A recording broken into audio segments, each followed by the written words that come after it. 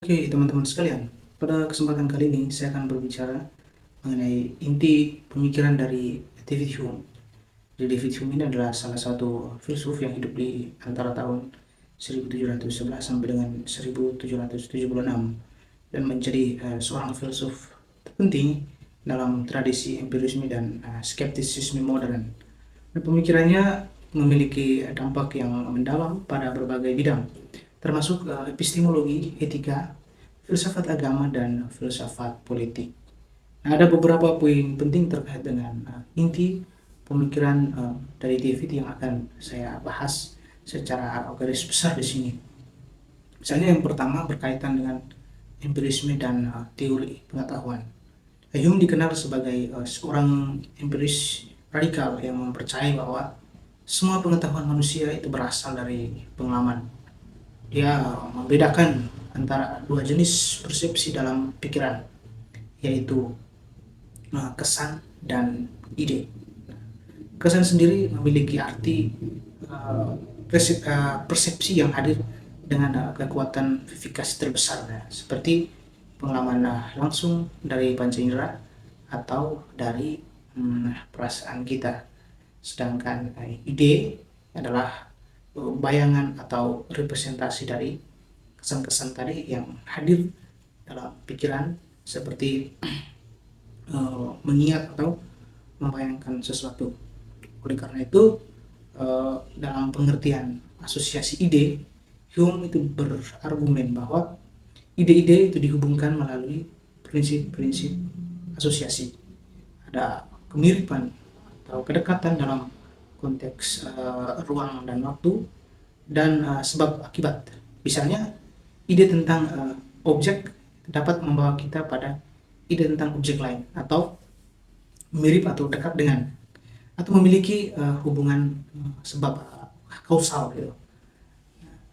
Lalu Hume juga membuat semacam kritik terhadap kausalisme. Salah satu kritik terbesar Hume terhadap filsafat adalah penolakannya terhadap gagasan kausalitas tradisional. Jadi menurut Hume, kita tidak pernah benar-benar merasakan sebab akibat.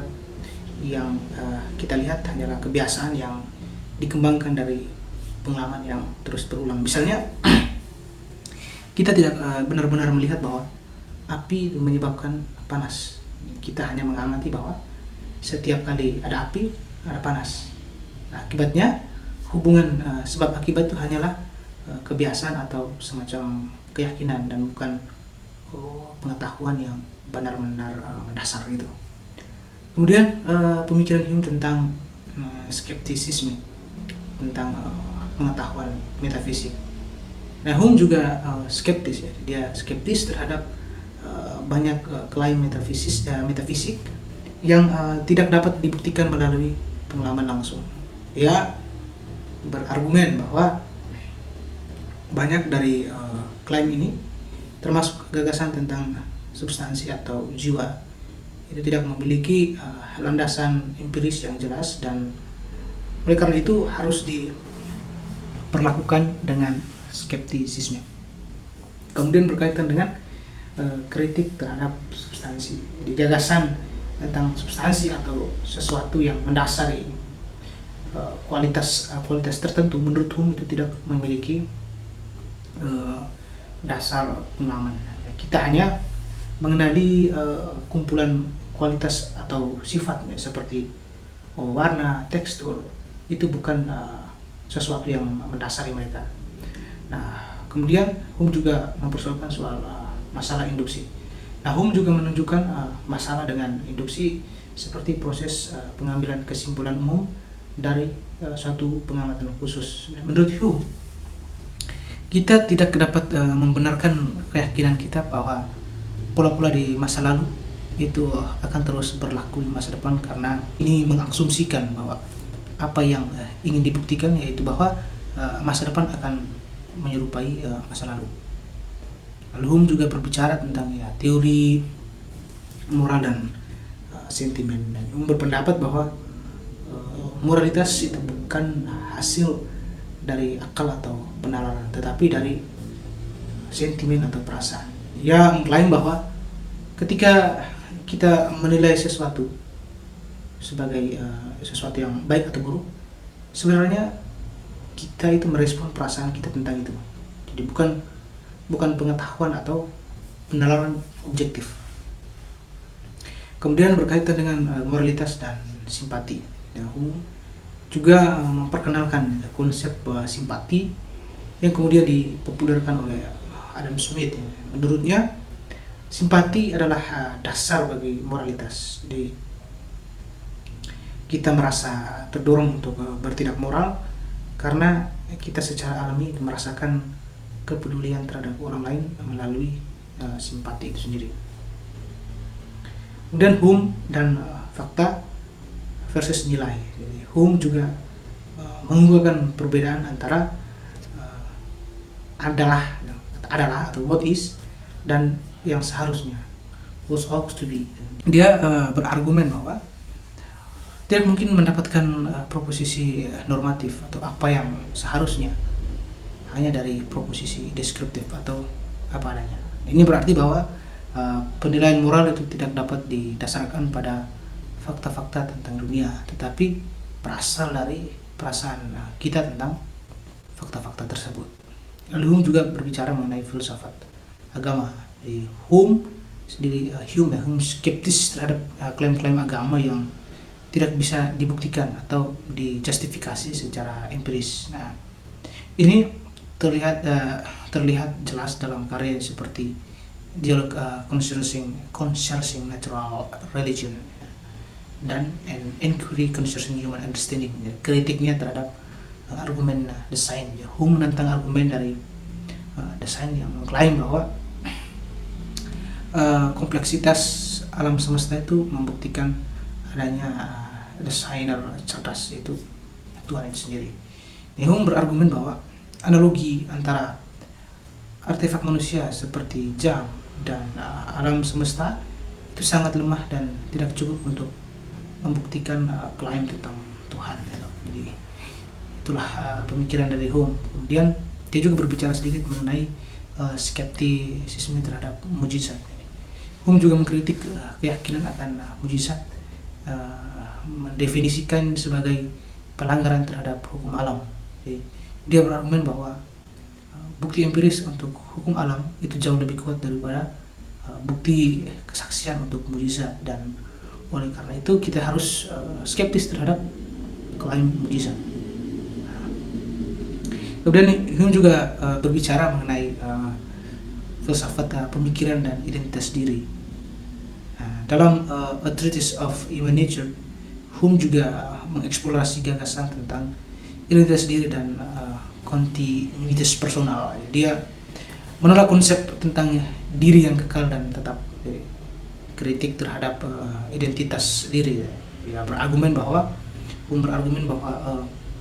apa yang kita sebut sebagai diri itu hanyalah sekumpulan persepsi yang terus berubah dan tidak ada substansi yang tetap. Jadi kita tidak memiliki pengalaman langsung tentang diri yang konstan. Kita hanya memiliki serangkaian kesan dan ide yang saling terkait dalam pikiran kita. Nah, kemudian Hume juga berbicara mengenai teori pemerintahan dan kontrak sosial, sama seperti dua pemikir sebelumnya, dua filsuf sebelumnya, Thomas Hobbes dan John Locke. Hume memberikan kontribusi penting dalam filsafat politik, terutama dalam diskusinya tentang pemerintahan dan kontrak sosial. Nah, berkaitan dengan kritik terhadap kontrak sosial, Hume sendiri dia skeptis terhadap gagasan bahwa pemerintahan tidak didasarkan pada kontrak sosial yang eksplisit yang disetujui oleh semua warganya.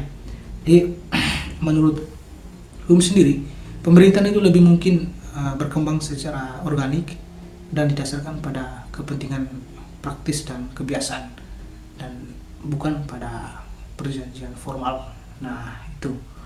Kemudian bagaimana pengaruhnya terhadap pengaruh dan warisannya. Jadi pemikiran Hume ini pada akhirnya kemudian mempengaruhi banyak filsuf berikutnya, termasuk Immanuel Kant, yang menganggap bahwa skeptisisme Hume tentang kausalitas itu membangunkan saya dari tidur dogmatis saya. Nah, di era modern, Hume dihargai sebagai pendahulu dari empirisme logis dan filsafat analitik dengan sumbangsi pada pemahaman kita tentang epistemologi, etika, dan filsafat sains.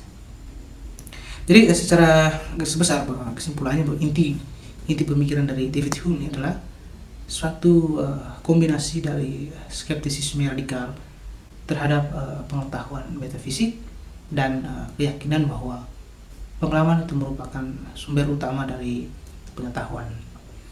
Dari teori moralitasnya, ia menekankan peran sentimen dalam pembentukan penilaian moral dan menolak gagasan bahwa moralitas itu didasarkan pada penalaran murni. Hume juga memperkenalkan kritik mendalam terhadap argumen tentang agama dan mempertanyakan dasar-dasar lain teologis dan mujizat. Di dalam filsafat politik, Hume skeptis terhadap gagasan kontrak sosial dan lebih memilih penjelasan yang berdasarkan kebiasaan dan kepentingan praktis. Nah, pemikiran Hume meskipun kontroversial pada zamannya, pada eranya, tapi telah memberikan fondasi bagi banyak debat modern dalam filsafat dan terus mempengaruhi cara kita memahami pengetahuan, moralitas, dan eksistensi manusia. Ia tetap menjadi tokoh yang sentral yang karyanya diakui karena keterlibatannya dalam dan seringnya provokatif terhadap isu-isu dasar dalam filsafat. Oke, sekian dari saya, sampai ketemu lagi di pembahasan yang lainnya.